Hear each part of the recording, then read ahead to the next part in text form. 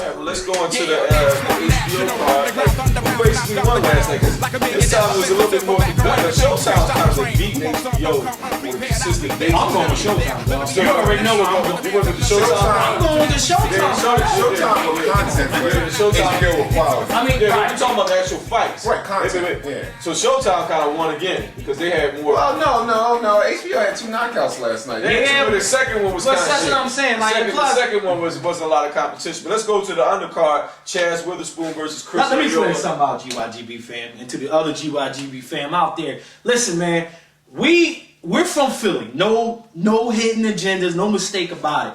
Just because we interview a fighter doesn't mean that we're biased towards the fighter. And we never even gave prediction for the Chaz Witherspoon Chris Arreola fight. And I've said on record, check some of my previous posts, that this was going to be a very, very tough fight for Chaz Witherspoon. And it was. And it was a tough fight. It was a tough fight. You know, but you know one thing, what I liked about the fight, Chaz was able to find him with the jab, and he countered him. But Arreola just had that power, man. He did that overwhelming power. This is like, shout out to Chaz Witherspoon. Yeah, shout out to Chaz. We're going to try to get Reggie Noble, he reminds me of Red Man so much, man. You know what I'm saying? So, the first round, when he kept his distance, it's funny, Lennox said, he said it before the fight, because with his height, he said he needs to stop crouching in and exchange with people and use his distance and his length. He started out the fight, the jab, he was giving Chris trouble. He was. And Chris remained calm, and Chris forced the pace towards the end of the round. You know he remained calm? I thought he was throwing bombs like that because he got hurt.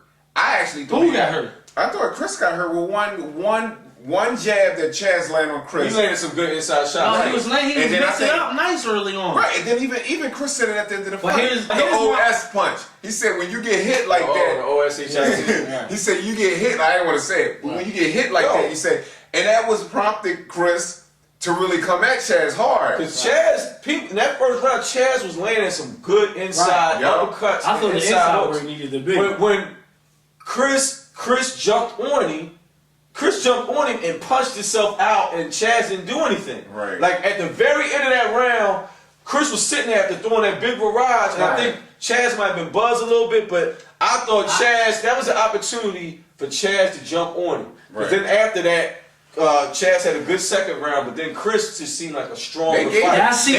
That's what it all. What Sleep just said. We can go X's and O's all day. What it all comes down in the heavyweight division, different from any of these other divisions, the strength always overpower the skill in the heavyweight division. Sometimes we'll say I think it has something to do with fatigue. Yeah, fatigue and the bigger fighter imposing his will.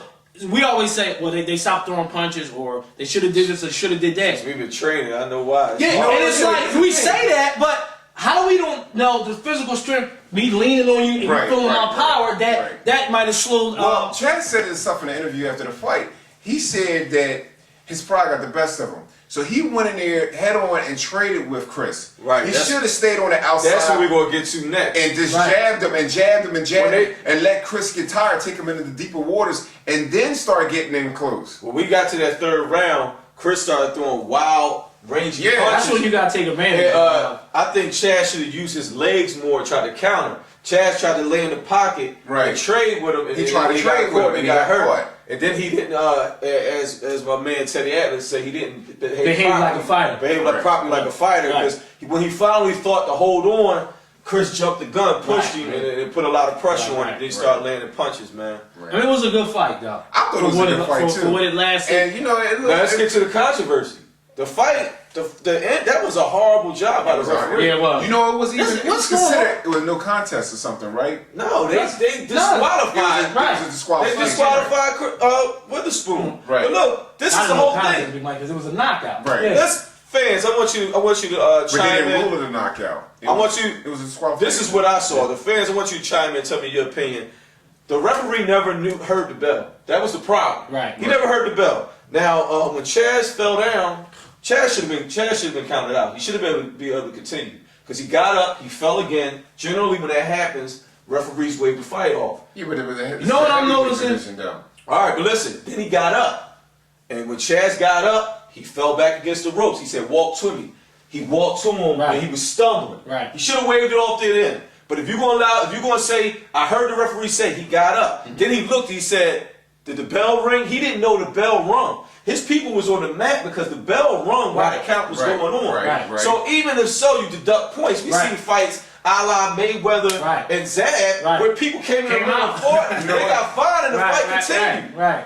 Actually, when I saw that last night, I actually thought they were going to continue. You know, there was a whole bunch of controversy. Everybody was in the ring. The ref was confused. The ref was confused. I thought they was just going to say, all right, well, let's get back to it. Right. But, you know, they were on his people were on the mat because they heard the bell. They heard the bell. And then he said, the referee said he beat the count. He said he beat the count. Right. So that's why it was his father or somebody else walked towards him. Because he said he beat the count. He thought everything was cool. They'll probably fight again. And he disqualified them for being on the mat. That didn't make any sense to me because the ref never properly knew the count. Let me tell you why they're not going to fight again. These guys are climbing the ladder to prove that they are worthy of being the next heavyweight champion. They're all in like a barrel. They're like a barrel of crabs getting to the top. They're not building rivalries amongst each other. Everybody's trying to get the crown from Klitschko. That's what this whole thing is about. You know, to get a USA base heavyweight back at the top of the division. Belt too, right? And Peter's about, but Klitschko is who they aiming at. He's the #1 stunner. That's who everybody want to knock off. You know, that's that's the name that's called now. And speaking of which, sidebar real quick. I was just about to say that. What happened to Povetkin getting this shot at Klitschko? Remember? I love boxing. Remember, that was a #1 Olympic. That fight was for the #1 spot. So who's Klitschko fight? Tony Thompson, who's from the USA. You know what I mean? He's fighting Tony Thompson, and they just straight gagged. Tony Thompson is. I have no idea, man. They gagged my man Povetkin. You know what I'm saying? And well, that's just like who's next? That's just like who's next thinking he's fighting Peter. No. Tomorrow. Shout out to Sarah. That's like him thinking they kept trying to chump him and then Vitaly was going to step in the middle. Oh, you remember that? There's a whole lot of it's politics and the sport of boxing. But you said speaking of people coming up, but man, Eddie Chambers for all that. Yeah. Like, nobody it was Friday night. Yeah, he got a 4th round knockout over some guy named Butler. I'm gonna be honest, I don't know who the guy was. We know we keep it real. You know where it took place? In the Cayman Islands. It was the same. Oh, Andre Ward was let out the witness protection program again last night. You know what I'm saying? Like, what's really good with Andre Ward? Anybody know anything? Holla at GYGB, man. You know how I feel about Olympian fighters. They moving him at a snail. Yo, he the slow. Now you know Olympians. They get money early on from the door. The sad thing is, you know what I'm saying? Buzz has died because of it. Jeff Lacey, Jermaine Teller. You know what I'm saying? Fernando. I mean, the list goes on in the Olympics. Now, granted, they might not have been great fighters, but look, they were Olympic wave. You know what I'm saying? What night did he fight? He fought on Friday night. And he won. He won. He won. He got a knockout, but he's fighting cab drivers. You know, no disrespect to the dude he fight. That's just a frame of, figure of speech that you call boxers that nobody heard of. He got a knockout, but I'm saying, like, yo, what's really good with this dude? Buddy in the corner, Eddie. Buddy was in the corner. Buddy's still working with Eddie Chambers. It's good to get a knockout off a loss. So hopefully, All right, so let's go to the headliner of HBO Boxing After Dark. Berto versus Rodriguez for the vacant WBC. For the vacant WBC. Now, I can understand Berto somehow possibly being in the mix. Now, how does Rodriguez get in the mix for this vacant title? I don't know. He was a Mexican policeman.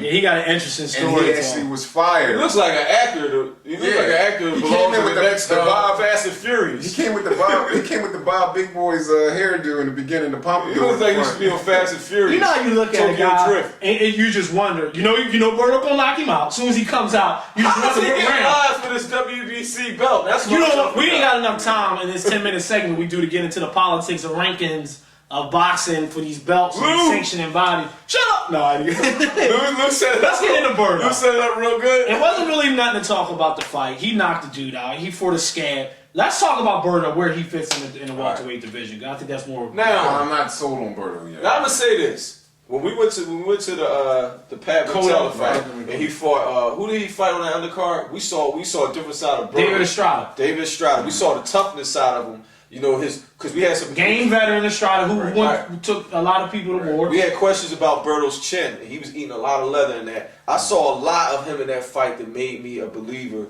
in certain instances. What I would like to see with him is dealing with somebody see him in there with somebody with some real power and real movement. He's extremely fast. I love the way he counters, but I still have some issues with his defense. And like Max said, there's nowhere to go from here. But he has to start taking he has to take big fights. Listen, no disrespect to anybody else in the welterweight division. The welterweight division pretty much run through the Mount Rushmore.